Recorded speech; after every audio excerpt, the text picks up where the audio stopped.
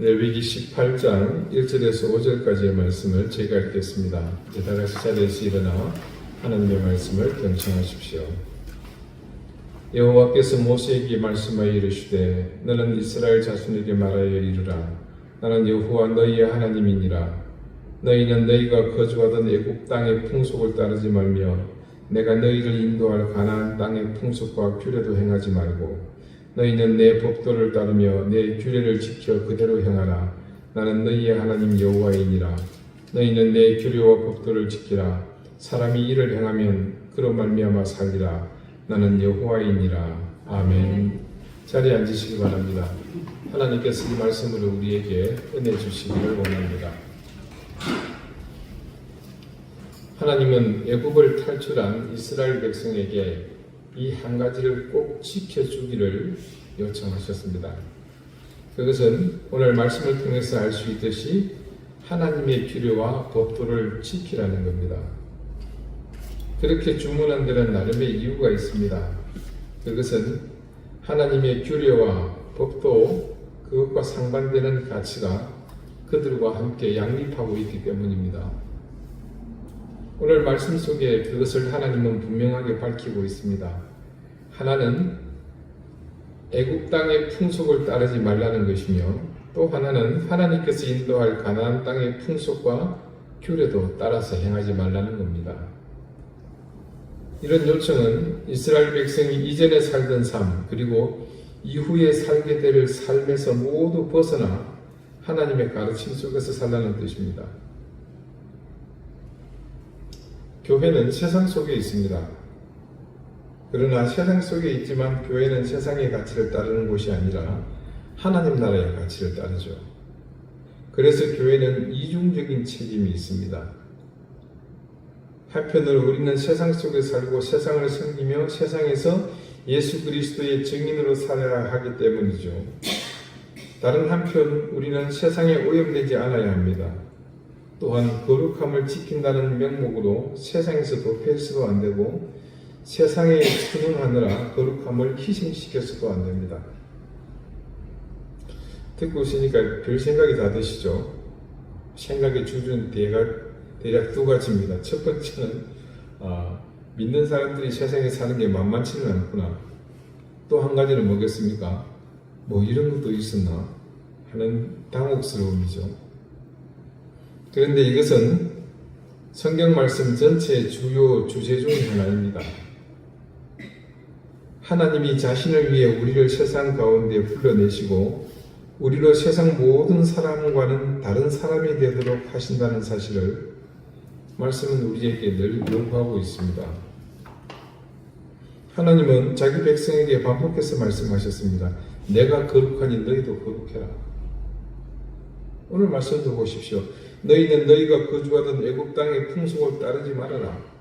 내가 너희를 인도하여 들어가게 될 가나안 땅의 풍속과 규례도 행하지 말아라. 너희는 내 법도를 따르며 내 규례를 지켜 그대로 행하라. 나는 너희의 하나님 여호와이니라. 예수님은 제자들과 자신을 따르던 무리에게 외식하는 서기관과 특별히 이방인에 대해서 그들을 본받지 말라고 말씀하셨습니다. 너희는 이 세대를 본받지 말고 오직 마음을 새롭게 함으로 변화를 받아. 사도 바울이 로마서를 통해서 당부한 말입니다. 이런 성경 말씀의 내용들을 종합해 보면요, 철저하게 주변 문화를 따르지 말라는 하나님의 부르심이 그 속에 있는 것을 우리는 알 수 있습니다. 그런데 이때의 부르심은 무조건 배격하고 배척하고 반대하고 거부하라는 것이 아닙니다. 이 말씀의 진정한 뜻은 그것에 타협하지 말고 참여하라는 그런 부르심으로 이해해야 합니다. 여러분이 한 번쯤은 들어보셨을 법한 이름인데요. 존 스토트 목사님. 그분의 유명한 저서 제자도에 보면요, 우리를 위협하고 있는 세상의 대표적인 풍조가 4가지가 있다고 기요약해서 소개합니다. 그 첫 번째는 다원주의의 도전입니다. 다원주의를 주장하는 사람들의 주장은 이렇습니다. 땡땡주의, 예를 들어서 공산주의, 민주주의, 사회주의, 독신주의, 채식주의, 그런 거 많잖아, 그죠? 그런 주의는 나름의 타당성이 있으며 동등하게 존중을 받을 권리가 있다. 충분히 거기까지 인정하죠. 근데 그 다음에 문제입니다.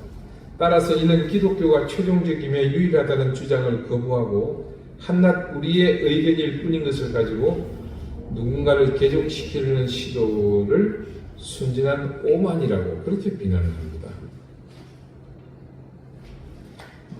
지난 2000년의 기독교 역사를 더듬어 올라가 보면요. 그리고 이전에 유대교 역사도 그렇습니다만 그때 이 기독교나 유대교가 취해온 태도에 비추어 볼 때 그들의 주장이 터무니없는 주장은 아닙니다. 그래서 우리는 좀 더 겸손하고 우월감을 비치는 일이 없도록 주의해야 하는 것은 사실입니다. 그러나 예수 그리스도의 유일성과 최종성은 계속해서 주장해야 합니다. 이것은 우리 기독교 본질의 가장 중요한 진리이기 때문이죠.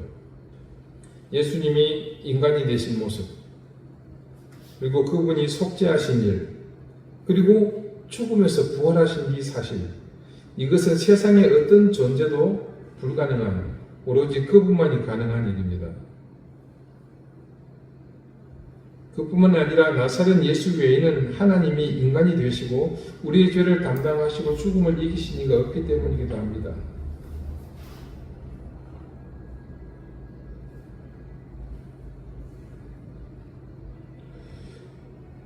오직 그분만이 죄인들을 구원할 자격이 있으시기 때문에 이것은 대체가 불가합니다. 인류 역사에 이런 자격을 갖춘 인재는 과거에도 없었고 지금도 없으며 앞으로도 없습니다. 그것은 절대 불가능한 일이죠. 그러므로 우리는 위대한 성인들, 위대한 지도자들, 위대한 학자들이라고 말할 수 있을지는 모르겠지만 위대한 예수라고는 부를 수 없습니다. 그분은 위대한 분이 아니라 유일하신 분이기 때문입니다. 그분과 같은 이는 아무도 없습니다. 그분에게는 경쟁자도 그리고 후계자도 없습니다. 다음으로 우리가 맞서야 할 세상의 강력한 풍조를 존 스튜어트 목사님은 물질주의라고 말합니다. 물질주의는요, 단연코 우리를 세속화시키는 가장 큰 위협입니다. 무기이며 도구죠. 안타깝게도요, 이 물질주의는 우리가 주의를 기울이기도 전에 이미 상당 부분 오래전부터 우리가 의식하지도 못하는 그 사이에 그 물질주의에게 자리를 내주고 있었습니다. 여러분, 지금 교회의 리더들이 가장 큰 관심을 가지는 것이 어떤 것들일 것 같습니까? 예외 없습니다. 모든 교회에는 관심을 두고 있는 가장 큰 주제가 교회의 성장입니다. 영혼을 구원해서 그들로 예배당을 가득 채우는 것. 근데 그거는 진짜 순진한 옛날 교회의 꿈입니다. 지금은요, 너도 나도 부유함을 채워주는 목적에 의해 이끌려가고 있습니다. 그래서 큰 교회가 힘이 있고 능력을 인정받는 세상이 된 것이죠.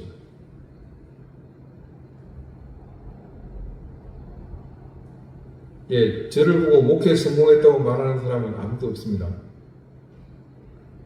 이유는 단 하나. 너 교회 꼬라지가 그게 뭐냐? 그 말하는 꼬라지는 뭡니까? 교인의 숫자입니다.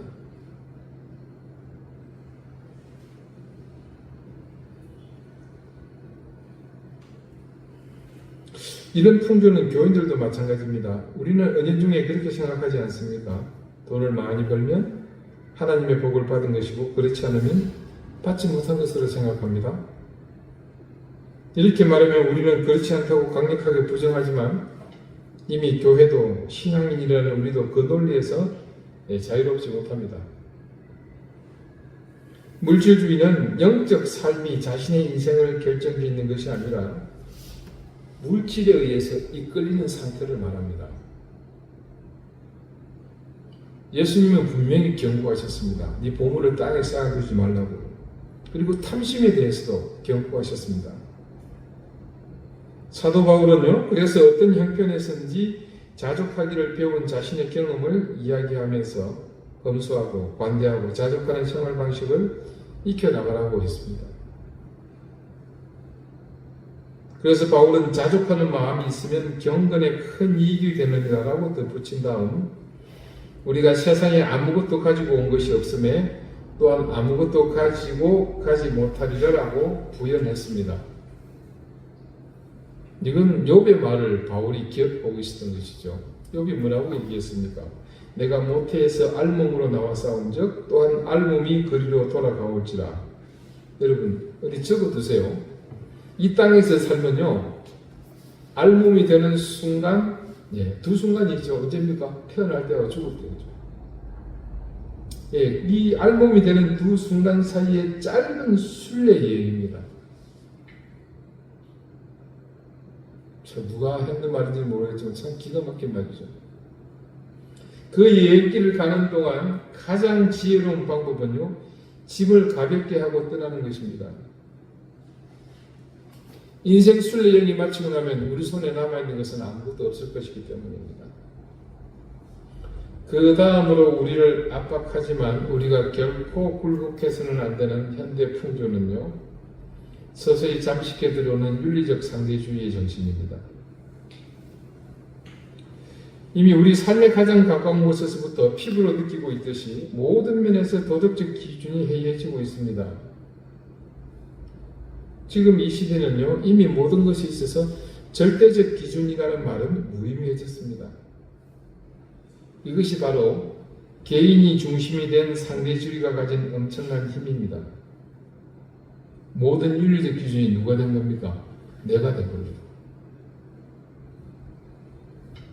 요즘 한동안 정치권에 계속해서 죽을 만하면 대사하려고 있는 말이 있죠. 뭡니까? 내로남불. 이제 해외에서도 잘한대요. 내가 하면 로맨스고 남이 하면 불륜이라. 정말 너무나도 기가 막히고 적절한 말입니다. 요즘은 여러분 개인의 모든 생활이요 그냥 혼자 조용해서 산속에 살지 않는 이상 떠들고 조금이나 잘난 사람들의 모든 일거수일투족은 다 웹상의 박제가 되는 세상입니다. 십수년 전에 한 말이 지금도 그대로 생생하게 살아있다 보니까 빼도 박도 못하는 세상이 되어버렸습니다. 대통령이 장관이 누가 잘못했다고 고래고래 소리를 지르고 있는 걸 보면요 뒤져보면 옛날에 자기가 똑같은 짓 했거든요. 근데 자기가 한 말이 자기를 걸려서 넘어지게 하는 족쇄가 되는 겁니다. 명절이 되면 가족들이 모두 모여서 왁자지껄 하지 않습니까? 그래서 잔뜩 음식 차려서 잘 먹고 치우려는데 누가 설거지는 남자들이 좀 하시죠 하고 한마디 던졌습니다. 누가 했을 것 같습니까? 합리적인 의심이 가는 인물은 며느리죠. 그러자 남자들이 누구를 할 것도 없이 그럽시다 하면서 아버지를 필두로 사위, 아들 모두 팔을 걷어붙이고 설거지를 합니다. 어머니가 소파에 앉아서 가만히 싱크대를 보면서 움직이고 있는 사내들을 보고 있으니까 오만 생각이 듭니다. 제일 먼저 사위 디테일을 보고 있자니까 어찌 저리 듬직하고 이뻐 보입니까? 내 딸이 아주 행복하게 사는구나 싶습니다.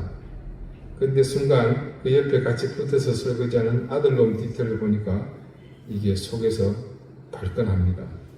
저런 등신 같은 놈. 순간 저쪽에서 수다 떨고 있는 며느리가 완전 밉상입니다. 아까 도대체 어떤 년이 이 남자들을 설거지하라고 말했는지 갑자기 궁금해집니다. 이런 세태를 비꼬는 재미있는 서양의 시가 있습니다. 모든 건 당신이 어디에 있느냐에 달려있지. 모든 건 당신이 누구냐에 달려있지. 모든 건 당신이 무엇을 하고 싶으냐에 달려있지. 모든 건 당신이 어떻게 느끼느냐에 달려있지. 모든 건 당신이 어떻게 살았느냐에 달려있지. 모든 건 무엇이 갈처를 받았느냐에 달려있지. 오늘 옳았던 것이 내일은 틀리고 프랑스에서 기쁨이었던 일이 영국에서는 슬픔이 되고 모든 건 보기에 따라 다르지. 호주든 멀리 떨어진 곳이든 로마에서는 로마법을 따라야지. 구미에 맞기만 하다면 당신에게는 윤리가 있는 것이지. 하지만 충돌하는 유행이 있다면 모든 건 상황에 따라 다르지. 상황에 따라 다르지. 여러분, 우리 영적 삶이 그랬어야 되겠습니까? 물론 우리의 윤리적 결정이 완벽할 수는 없겠지만 우리는 기준이 필요한 모든 상황에 성경 말씀이 말하는 그 원리를 적용하는 데 세심하게 주의를 기울여야 합니다. 그리스도인의 행동의 토대가 되는 것은 오로지 한 가지, 예수 그리스도의 주님 되심입니다.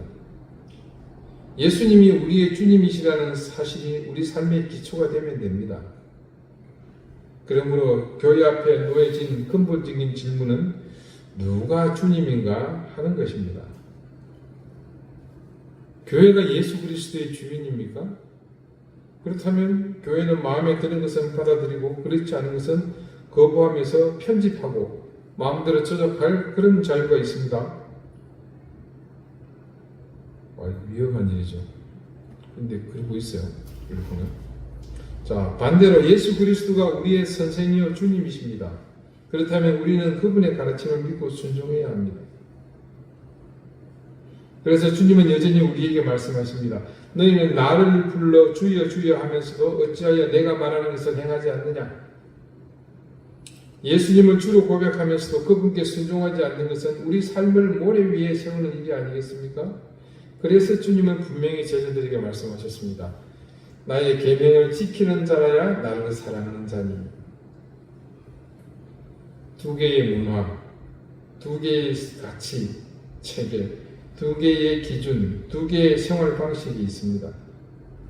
한쪽에는 우리 주변 세상의 방식이 있고 다른 한쪽에는 하나님이 계시하시는 선하고 기뻐하시는 뜻이 있습니다. 진정한 주님의 제자들은 그 사이에서, 그 둘 사이에서 선택하는 일이 그리 어렵지 않습니다. 마지막 존 스톱 목사님이 말씀하시는 우리를 위협하는 세상의 풍조는 나르시시즘의 도전입니다. 나르시스는 아주 잘생긴 청년이었습니다. 요즘 말로 미남 아이돌이었습니다. 그런데 어느 날 이 총각이 연못에 비친 자기 모습을 보고 사랑에 빠져서 그만 물속으로 몸을 기울이다가 익사하고 맙니다. 나르시즘의 출발은 이 익사사고에서부터입니다. 이른바 심각한 자기 사랑, 자기애, 자기 도취, 그 상태를 말하는 것이 나르시시즘입니다. 거울 보고 오버하시는 분들 조심해야 됩니다. 외출할 때, 출근할 때 준비 시간이 좀 많이 긴 분들 역시 조심해야 합니다. 이 나르시시즘이 그저 부정적인 것만은 아니었습니다. 이렇게 과거를 더듬어 보면요, 1970년대 자아 실현의 욕구를 강조한 인간 잠재력 회복 운동으로 나타나게 되었습니다. 근데 결국 이 시작 자체가 그렇게 좋지 못하다 보니까 이후에는 다른 방향으로 엇나갑니다. 1980년대 후반에서 90년대, 제가 대학 다닐 때입니다. 그때 한참 뉴에이지 운동이라는 것이 일어나게 됐어요. 굉장히 심각했었습니다. 그 당시 젊은 나이로 볼 때는. 이 뉴에이지 운동이 인간 잠재력 회복 운동에 슬쩍 이 숟가락을 얹은 거예요.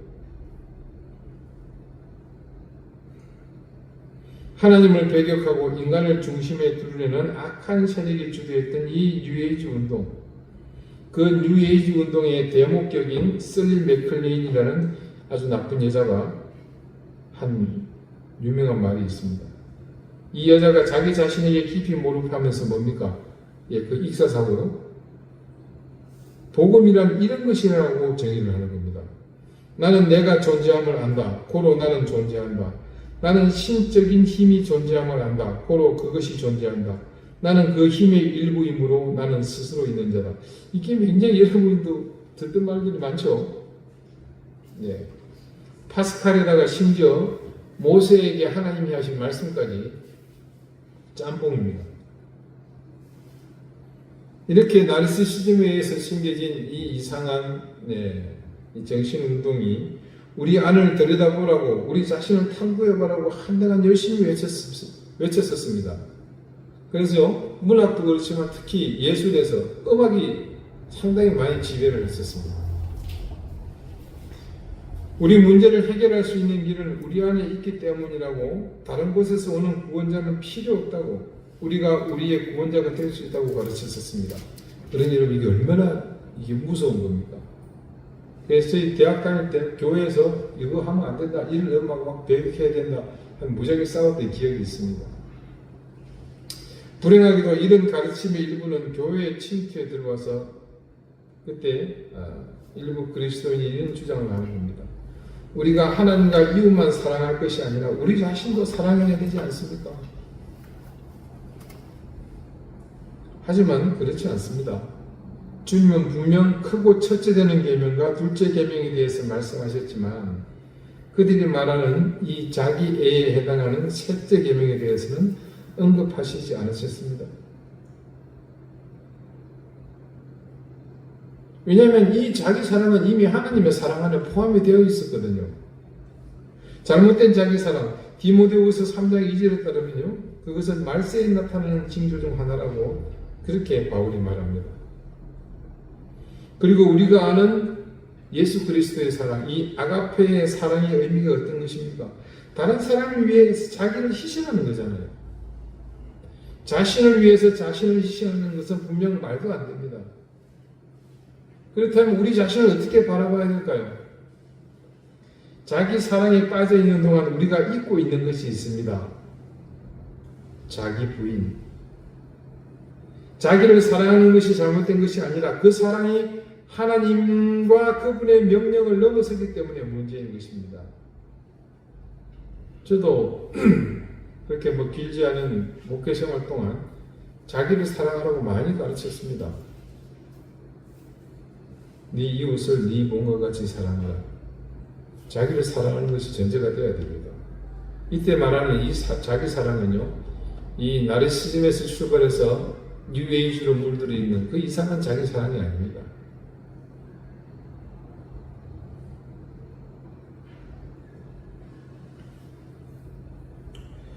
이때 말하는 자기 사랑은요, 하나님의 사랑을 받고 있는 나.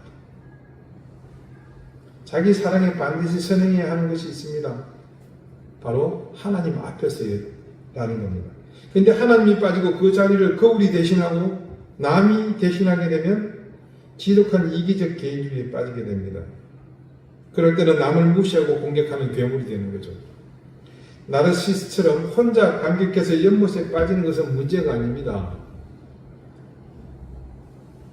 왜냐하면 그 익사하면 그만이니까요. 그러나 그렇지 않은 그 괴물은요, 남을 파괴하고 무너뜨리는 문제인 겁니다.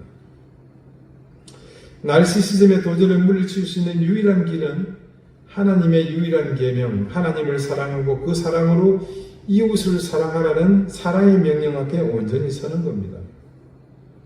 우리는 이 일을 교회 공동체를 통해서 지금껏 잘 해왔습니다. 우리의 전 존재로 하나님을 사랑하고 우리 자신처럼 이웃을 사랑하라는 하나님의 건전한 계명을, 그 명령을 지켜왔지 않습니까? 하나님의 교회가 그래서 사랑의 공동체, 예비하고 섬기는 공동체가 되는 것이 그분의 뜻이기 때문에 우리는 그것을 잘 이루어 왔었습니다.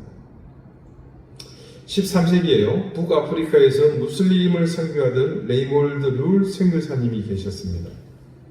그분이 아주 뜻깊은 말을 하셨어요. 사랑하지 않는 자는 살아있지 않는 것이다. 사는 것이 사랑하는 것이며 사랑이 없다면 인격은 붕괴한다는 그런 뜻입니다. 모든 사람이 진정한 사랑의 관계를 찾는 이유도 바로 이 때문이죠. 살아있기 때문에. 지금까지 우리는 존 스토트 목사님이 언급했던 4가지의 위협, 살펴봤는데요. 이 위협은 우리 신앙의 정체성을 흔드는 심각한 위협입니다. 하지만 이 위협들은요, 우리가 세상 속에서 어떻게 살아가야 하는가에 대한 좋은 지침을 주고 있는 어떤 면에서 자극이기도 합니다. 다원주의의 공격으로 우리는 예수 그리스도의 유일성이 얼마나 중요한지를 다시 한번 확신하게 됩니다. 물질주의가 만연해지므로 교회도 우리도 검소한 순례자의 삶에 대해서 심각하게 생각하게 되었습니다. 상대주의가 만연해진 세상 속에서 우리의 절대적 기준이 되어야 할 하나님이 계시하시는 그 말씀으로 주시는 명령에 순종해야 함을 뼈저리게 느끼게 되었습니다. 마지막으로 나르시시즘의 도전에 맞서서 잘못된 자기 사랑을 극복하는 공동체적 사랑이 얼마나 중요한 것인지를 교회를 통해서 깨닫게 되었습니다. 세상은 교회를 향해서 날이 갈수록 더욱 강도 높은 비난과 공격을 쏟아붓습니다. 아마 시일이 지날수록 그 강도는 더해질 겁니다. 그래서 많은 사람들은 교회의 위기를 쉽게 말합니다마는 저는 그 가운데서 다른 생각을 해봅니다. 그들의 비난과 공격은 어쩌면 우리를 무너뜨리려는 것이 아니라 우리를 향해서 뭔가를 요구하고 부탁하고 있다는 생각입니다. 자신들의 결핍을 우리에게 채워달라고 외치는 소리라고 저는 생각합니다. 우리는 이 세태를 따라 살지만 너희만큼은 여론의 세찬 돌풍에 굴복하여 이리저리 흔들리는 갈대가 아니라 계곡의 바위처럼 흔들리지 말아달라는 그런 요청으로 들립니다. 그렇습니다, 여러분. 우리는 물의 흐름에 따라가는 물고기가 아닙니다. 물의 흐름에 따라가는 물고기는 단 하나, 죽은 물고기입니다. 우리는 물의 흐름을 거슬러 올라가듯 문화의 주류까지도 거스르는 존재가 되어야 합니다. 주변 환경에 따라 자기 색깔을 바꾸는 카멜레온이 아니라 주변 환경에 맞서서 눈에 띄게 두드러지는 그런 존재가 되어야 합니다. 그들에게 우리가 살아서 세상의 강력한 힘에 불순응하는 것을 보여주는 것이 곧 우리가 세상에서 감당해야 할 책임입니다. 그래서 그리스도인으로서 세상에서 사는 것은 불신자들보다 더 힘들고 귀찮고 고통스러울 수 있습니다. 그러나 우리가 세상에 불순응하면서 사는 것은 단지 우리만의 생존이 아니라 우리를 둘러싸고 있는 이 세상을 함께 살려나가는 길입니다. 오늘 말씀 5절을 다 같이 한번 읽어보시겠습니까? 너희는 내 규례와 법도를 지키라. 무슨 말입니까? 세상의 흐름에 그 풍조에 동조하지 말고 신앙의 중심을 지키라는 거죠. 근데 사람이 일을 행하면 그 다음에 뭐라고 기록되어 있습니까? 그로 말미암아 살리라. 예, 우리가 세상에 불순응하면서 사는 것은 단지 우리 자신만의 생존이 아니라 우리는 분명히 삽니다. 그런데 그렇게 우리가 살아남으로 인해서 우리를 둘러싸고 있는 이 세상을 함께 살려나가는 길입니다. 저들은 자기 속이는 옳은 일을 선택하며 가겠지만 그 길의 끝이 어디입니까? 멸망입니다. 우리가 그래서 그들도 살 길을 찾고 구원의 길을 알도록 살자는 것입니다.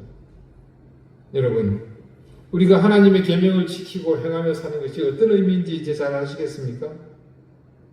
우리는 단지 그냥 계명을 따라 말씀을 따라 규례를 지키며 살았을 뿐이지만 그렇게 사니까 그곳에 생명이 있고 그곳에 구원이 있고 미래가 있고 희망이 있더라는 겁니다.